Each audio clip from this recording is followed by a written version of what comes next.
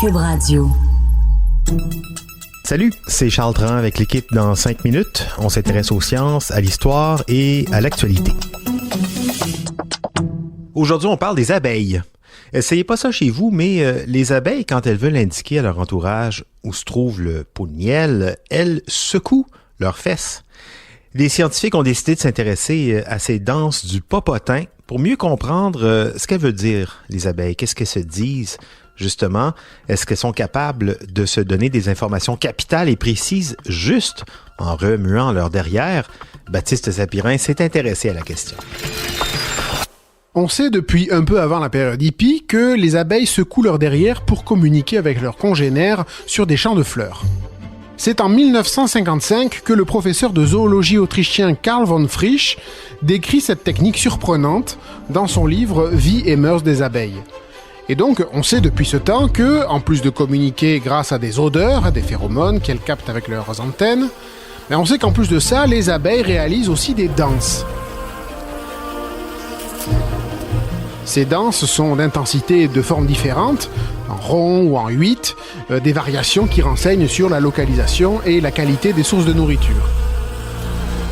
Mais pour en savoir plus, pour avoir plus de détails sur ce que veulent dire exactement ces danses, une équipe de biologistes américains a étudié ces danses du derrière de près. De très près même, ils ont décodé plus de 1500 de ces danses pour mieux comprendre leurs préférences alimentaires et viennent juste de rendre public leurs trouvailles. L'enjeu est très actuel puisqu'on sait que les populations d'abeilles déclinent. Et le but ultime de tout ça, c'est aider à comprendre leur comportement pour les protéger. Exploiter ces informations pour aider les gestionnaires de terre qui voudraient planter dans le but d'aider les abeilles à repartir des colonies, par exemple. Pendant 2 ans, donc, de 2015 à 2017, dans le Minnesota, l'équipe de chercheurs a observé et étudié 1528 danses des abeilles femelles sur le dance floor, une surface à l'entrée des ruches. Oui, c'est juste les femelles qui dansent parce que les mâles sont là juste pour procréer. Et oui, ces danses ont du sens.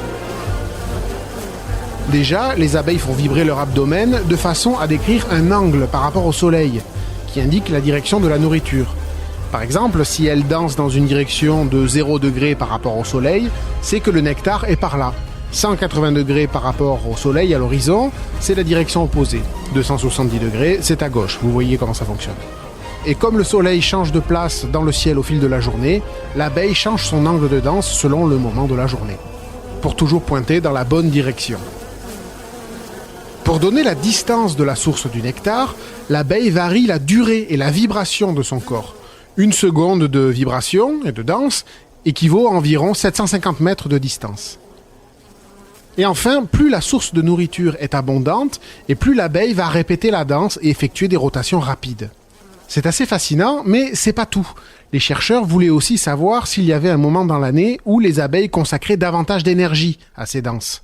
Ils ont remarqué qu'elles communiquaient plus fréquemment avec leurs sœurs vers la fin de la saison de recherche de nourriture, c'est-à-dire en août et en septembre. Peut-être parce que les colonies se préparent alors à l'hiver. Les chercheurs ont aussi découvert quel type de fleurs était considéré comme très intéressant pour les abeilles.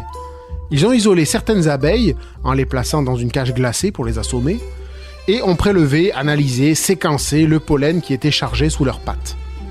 En analysant tout ça, ils ont pu affirmer avec certitude que les abeilles classent 7 types de prairies comme de très bonnes sources de pollen.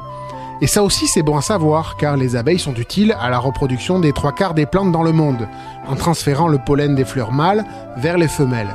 Donc savoir quels sont leurs mets de choix, ça peut aider à planter des prairies qui vont bien les nourrir et qui vont les attirer.